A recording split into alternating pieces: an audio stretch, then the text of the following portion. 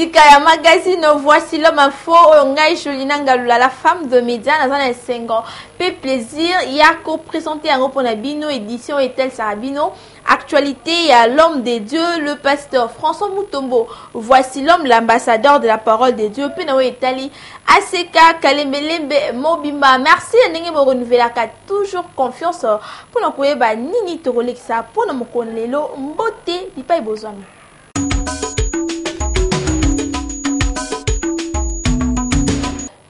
L'édition ya mokolo lelo VH Actu pour notre website bino été mokolo ya dimanche 21 octobre 2018 toujours na continuité il y a grand thème sur le renversement des hôtels troisième module le pasteur François Mutombo voici l'homme la marque déposée de Jésus-Christ toujours présent à son poste Azakobeta c'était mingi no etali songe comme langage de Dieu ba détail dans commentaire oh ya flamme noir.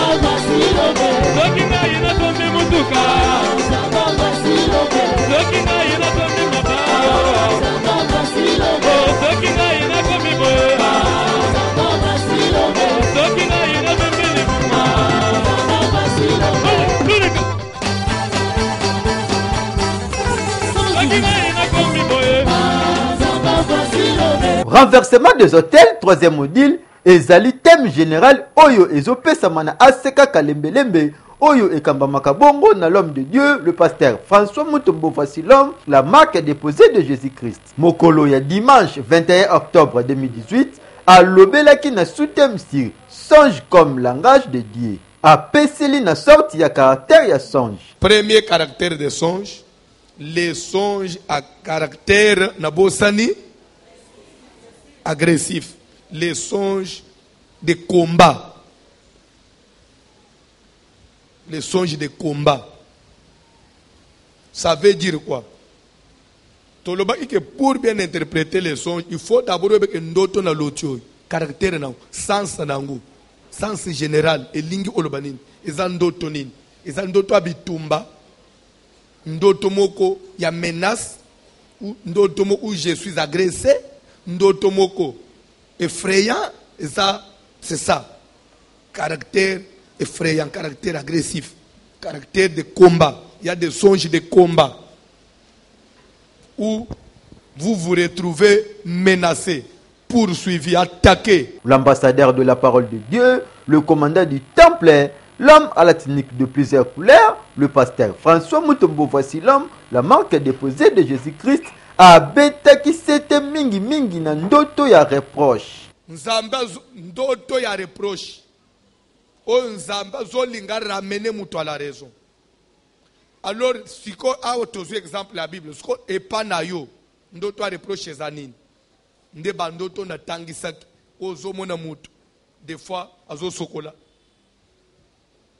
Mais place siko ko sokola ngope ou soit ozo sokola ou soit aux autres les mêmes yango za propreté soit za kokokate ou soit savon ezate soit aux autres le savon ekwei ou soit aux autres luka mai zo mona na teme vous sentez il faut bima soit aux autres tambula makolo salité zo luko ilamba salité donc ça bizarre aux autres luka quand même au se remettre à l'ordre mais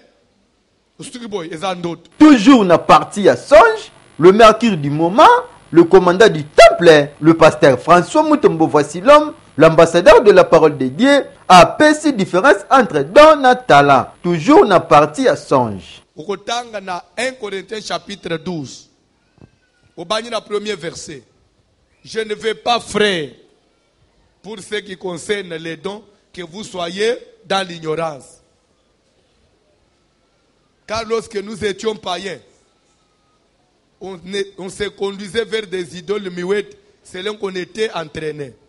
Mais maintenant qu'on est en Christ, Dieu a fait des dons aux hommes. À chacun la manifestation de l'esprit a été donnée pour l'utilité commune. À l'un est donné par le même esprit une parole de connaissance, à un autre par le même esprit, les dons de la prophétie, à un autre par l'esprit, pour avoir un don spirituel, pour avoir un don spirituel, s'il vous plaît, avoir un don spirituel ne voudrait pas dire qu'on a nécessairement le Saint-Esprit. Non. Nassima ya prédication de l'homme de Dieu, l'homme à la tunique de plusieurs couleurs, le pasteur François Mutombo, voici l'homme, la marque déposée de Jésus-Christ, et Tamobuki Bikeko ya solo à Tinda qui requête de prière. Tinda, et tu as 2 mois nésil, nous avons besoin de la prière à combat. Okende ko telemela bandoto aba perte, bandoto aba attaque, ya ba réclamation et ya pas moto na Jésus, moto, opazanyo sama na prier.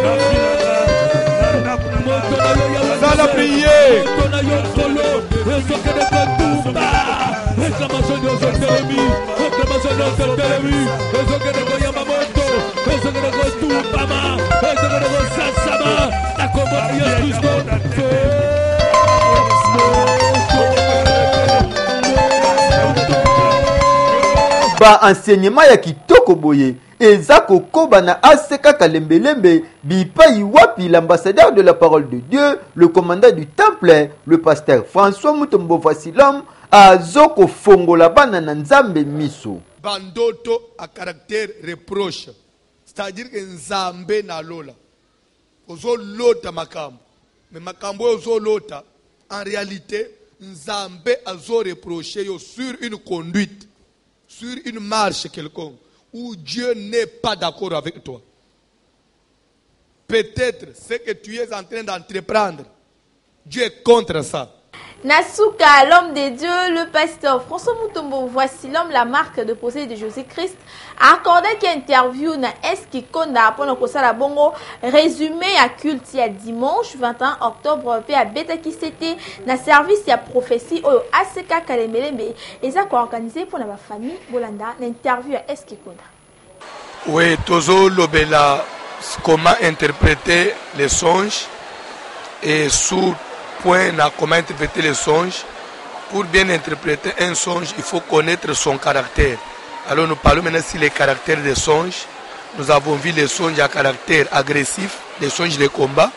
On a vu les songes à caractère de reproche, les songes où Dieu reproche quelqu'un si ça marche, si ça conduite, et les songes d'orientation, là où Dieu donne une directive, une ligne à suivre. Là, j'ai démontré qu'il y a une différence entre les dons et les talents.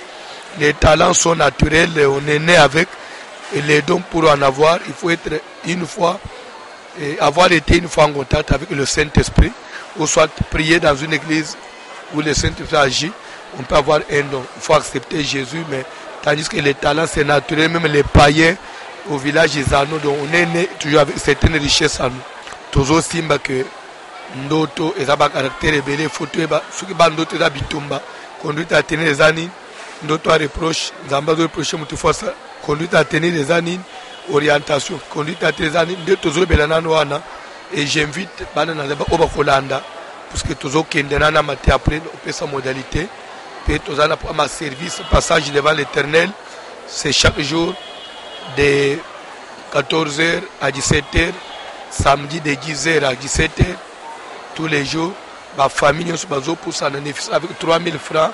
Contribution pour la prophète là-bas écrivain il y a 12 feuilles aux à prophétie et l'argent il faut le mettre au secrétariat et non à ma abat et à la fin de l'année il faut tout d'abord to bande qui année toujours si c'est aussi ça on est puis toujours sur les renversements des hôtels de la sorcellerie qui nous entourent qui sont avec nous quel est l'état d'âme ça c'est vraiment utile pour une vie à moi de Nazareth li partie à songe toujours tel c'est que sorcellerie première phase va initier à mout. Et ce que vous initiez, en plus à travers les songes.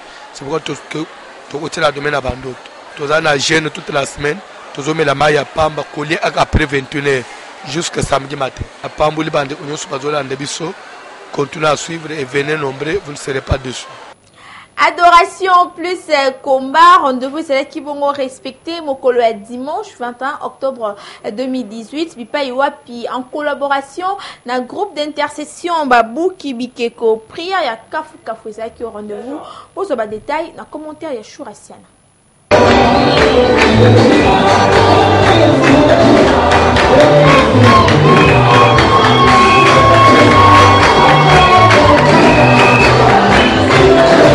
Adoko, adoration plus combat, deuxième kilte à dimanche. Bipai wapi en collaboration dans groupe d'intercession Babou Kibikeko. Bana nzambe badoraka pe ba prière ya Kafu Kafu ezalaka au rendez-vous. Mokolo ya dimanche 21 octobre, le pasteur François Mutombo voici l'homme, l'ambassadeur de la parole de Dieu. A lendisaki na bana nzambe. Prière la chaque dimanche ezali adoration plus combat avec précision. Il faut que je vais en train de combattre. Pour le moment que moi non plus, je ne joue pas comme à l'aventure et je ne fais pas comme un bâtard, mais pour que lui frappe la cible. Après Kolendi Sabana Nzambe Lokola ezali prière ya combat, le pasteur François Mutombo voici l'homme a attendu qui requête de prière. Tous les songes à caractère, tous les songes de menace, tous les songes où il y a peine.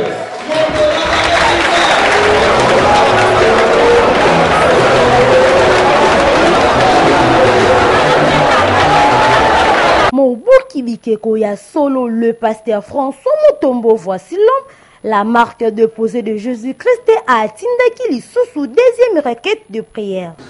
Même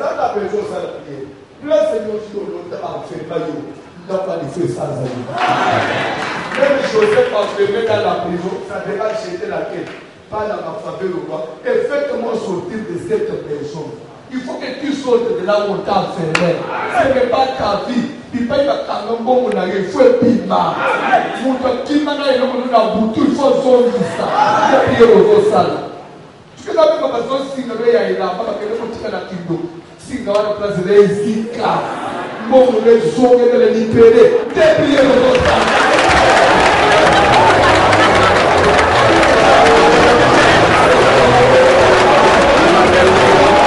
Adoration plus combat en collaboration na JBB ezo fongola bana na nzambe misu boya ebele.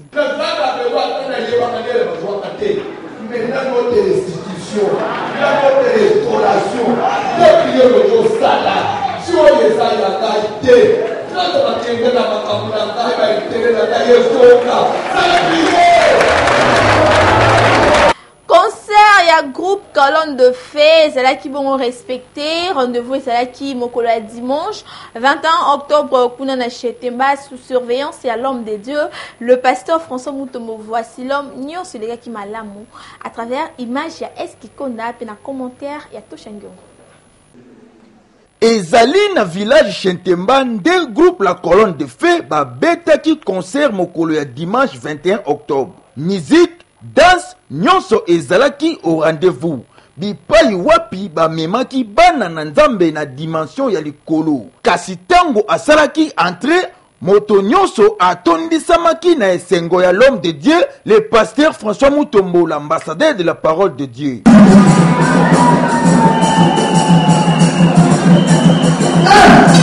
Na sima groupe la colonne de feu ba continuaki na musique ya kitoko sous surveillance ya le pasteur François Mutombo voici l'homme.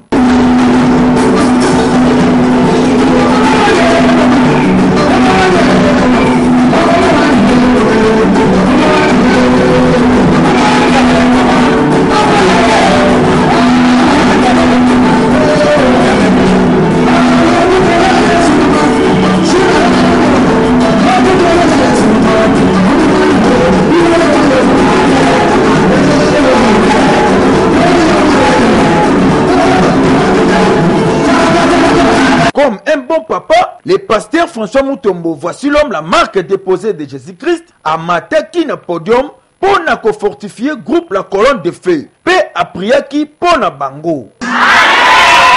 Un bon papa, c'est celui qui cherche toujours les biens de ses enfants. C'est pourquoi nous devons les soutenir partout. Aujourd'hui, nous les voyons, Seigneur, à Kinshasa. On a pris un jour pour souffrir des livres sous d'autres cieux, pour qu'ils ouvrent les portes de voyage, et la grâce de Dieu les accompagne, qu'ils puissent.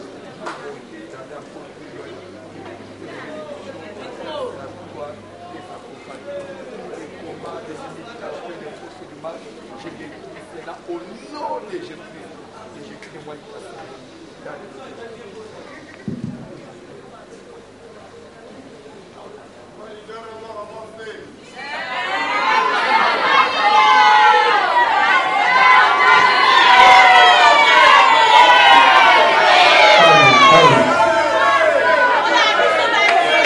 Après bénédiction, il y a le pasteur François Mutombo, la marque déposée de Jésus-Christ. Nyonso elekaki kitoku. Moto nyonso azalaki satisfait. Pambate, colonne de feu et memaki bango na rythme ya likolo.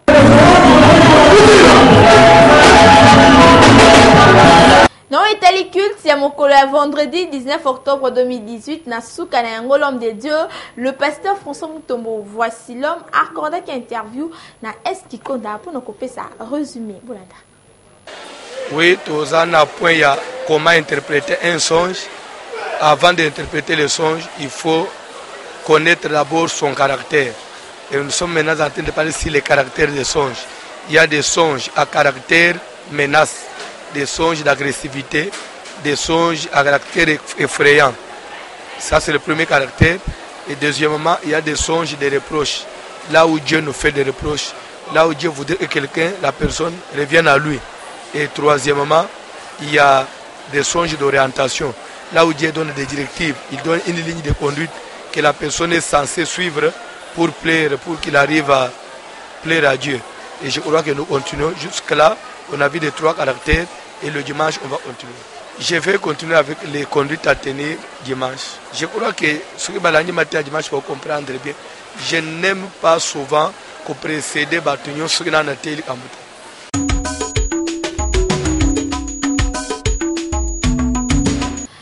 FVH Echo ezali bongo deuxième rubrique na biso bipai wapi tolaksarabino la grande fondation et à l'homme de Dieu le pasteur François Mutombo. Voici l'homme l'ambassadeur de la parole de Dieu pour na mokona lelo tozali bongo ko présenter pour na bino voici le hospital Bolanda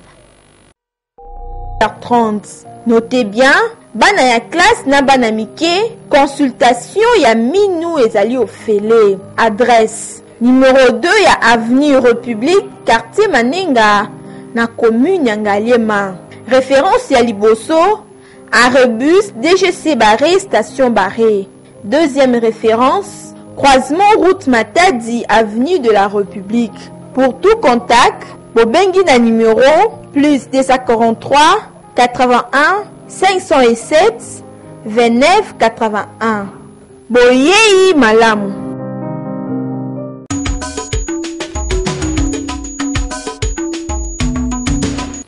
Dieu existe, Nzambe ya le pasteur François Mutombo.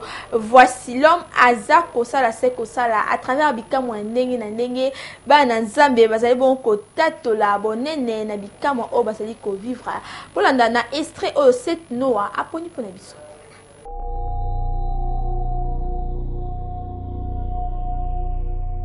On témoigner ça nous avons la salle de la 4e jour il y a lundi à fête de juste.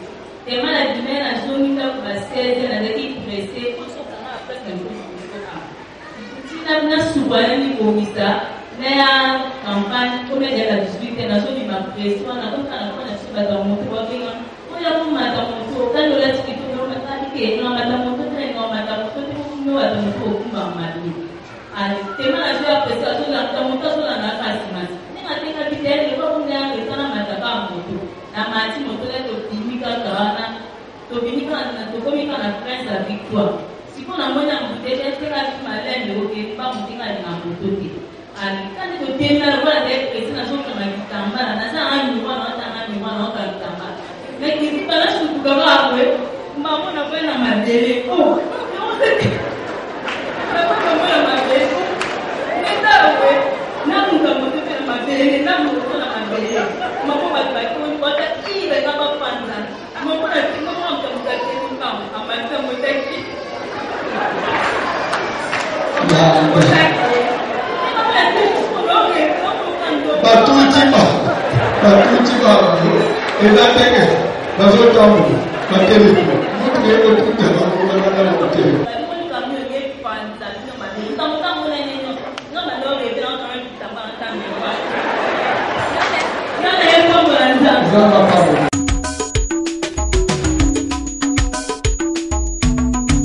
Matthieu chapitre 16, verset 13 à 15, c'est bongo verset bipai wapi to tiré rubrique nabiso ya VH opinion bipai wapi to kitakana tara to tunaka na population qui est voici l'homme pambate moto nyonso lingaka yeba nini balobaka po na yebiso ana magazine bosolo mafo to tuni na population qui est voici l'homme.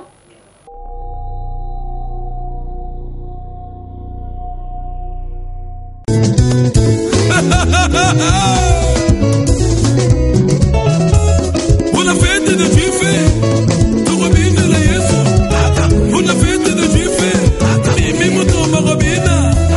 On a fait de Juifs, voici l'homme à monter. On a fait de Juifs, avec moi la robina.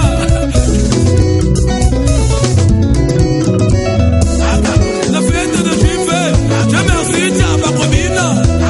On a fait de Juifs, les compagnons de Robeta. On a fait de Juifs, kakaboy, kakaboy, kakaboy, kakaboy, kakaboy, kakaboy, kakaboy. Bisawa kakaboy, bisawa kakaboy. Allez, t'as la bise moi lola, lola, lola. T'as la bise moi lola, fête de Juifs lola. Ah, hello mon yes, hello mon yes. La zambe a voici l'homme, tu rebines la yes. On a fait de Juifs, tu vas continuer. On a fait de Juifs, nous en bala. Oh, Sido Marcy Media, ingénieur et grand, Richard, l'intelligent. Mote mama na ngai, kombo na ngai Ereka, oyo bato bayebeli ngai. Toza na Mekao, tala ngai précisément. Toyebi nga nalandaka mingi voici l'homme, mais namona ye nano a live bonte, tokutana nga na ye. Mais na yokaka ye mingi na radio, natalaka ye pe na télévision. Nasepelaka na ye mingi, po ateyaka mingi na Ancien Testament, po na kosala ba référence na bato kolakisa biso nino. Mais tosepelaka pe mokolo mosusu tomona ye, toyoka ye pe ndenge ye ateyaka wana. Nazosepela mingi surtout événement ya mikolo oyo, bino kozosala fête des Juifs. Nazolanda yango. Nayebi te soki boyebi mais nazolanda fête des Juifs. Voici l'homme na repese conseil que biso pe na Mekao. Awa na plateau de Bateke tokozala pe na posa tomona ye parce que tant mosusu présence na ito konyatane mabele awa ekozala ligne de bénédiction pour na biso. Allez, t'as la bise moi lola, la fête de Juifs lola, lola. Allez, belle, ici goudé. Opposant, où est-il mon frère? Oh, espoir basse, Cassidy, solo. Oh, la fête de Juifs. Aïe, la fête de Juifs. Oh,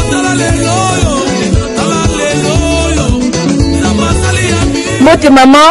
Bote maman na ngai. Maman atozati. Atoza na plateau de Bateke. Kombo na nyama. Kombo na nga sera.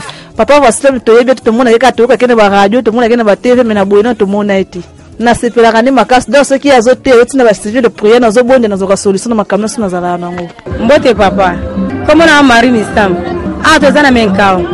Bon na yebi pasteur Mutombo Vasilon. Na landaka yepe makasi. On a sepela makasi na mateya na yeso azoteya na yoka kitoko makasi. Pasteur ateya mateya kitoko ya makasi ifu ko bongwana kozala malamu yo mo Christ il faut changer bizaleli.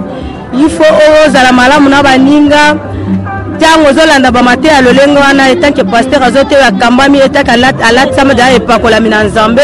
Tango zonga ba makambo lolengo il faut atozala mutu mabe oko changer kaka. Oko bongwana okomi moto na sika ezande malamu makasi pona sepela makasi kolanda mateya na ye conseil na kopesa lokola papa lokola toza na ye awa en tout cas kanga motema na ndenge ke mosala oyo nzambe aponela ye ata komekama ata komikakatano ata kozanga kanga kaka na nzambe wana akoyeba konetola ye na lolenge apona mosala na ye ya malamu oyo ekomonisa ye esengo kino mokolo oyo nzambe akozwa bomoi na ye eza mosala kitoko oyo apona na se na moi. Mbote mama journaliste bon komona nga Rosimoye bon awa toza na mekao tokende Pascal oui wana pasteur na nga nayebi très bien bon nayebi ye na télévision nde nalandaka baémission na ye nalandaka baprédication na ye en tout cas aza pasteur moko asepelisaka nga mingi na bamateya na ye ateyaka bon en tout cas eza mambo ebele oyo etushanga bamateya na ebele vraiment mingi ateya mpenza ya bien na mateya na mingi vraiment nasepelaka nango basujet nyonso apesa nasepelaka nango bon ngai conseil nakopesa eza neti boye en tout cas nakosepela mingi amaintenir kaka façon na ye wana oyo ateyaka amaintenir façon na ye wana vivre oyo donc oyo mpenza ateyaka yango nde mpenza ezala mpenza bien soki akontinue nango mpenza ntina soki en tout cas ezala malamu mpona biso bafidele na ye ngai aza mwana KDC eza na sele na mi na sele l'intelligent mosala kitoko mpona nkolo.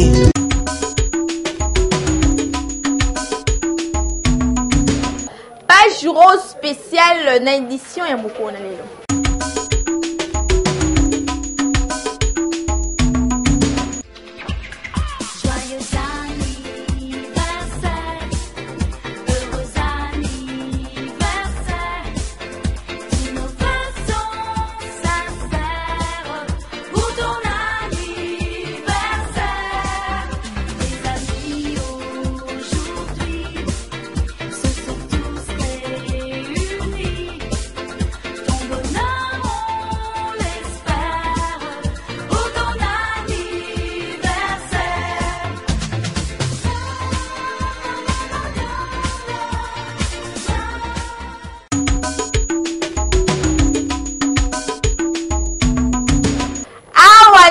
Sukisi édition ya magazine Voici l'homme info ngai Jolinanga la femme de média nazaki na esengo pe plaisir ya ko présenter en pour na bino édition etel sibino ni ezali bongo koleka na ACK Kalembelembe pe concernant actualité ya l'homme de Dieu le pasteur François Mutombo Voici l'homme l'ambassadeur de la parole de Dieu ceux qui pour sepela qui une édition mokona lelo ezali grâce ya effort ya les aigles de la communication ba costaud équipe y avait Chanfo na mosala elengi bazo continue toujours kosala merci na Eski Konda na Fama Noir na Choura Siana pe na Tosha Ngongo sans oublier cette noix na montage ya son père Malonga papa Likonzi la colonne vertébrale na supervision pe papa Israël Doustiaba l'aide de l'aigle na coordination salutations spéciales na balandi nyonso ya magazine Voici l'homme info mingi na Linda Onya protocole na ACK Kalembelembe na Jacques Ebondo commandant ya garde ya le pasteur François Mutombo Voici l'homme sans oublier na Guichou Mutombo la réserve de l'Éternel et l'on a maman Mimi Mutombo la première dame de l'ACK Kalembelembe ngala bino toujours le même plaisir de écouter une balasima Nzambe alola azali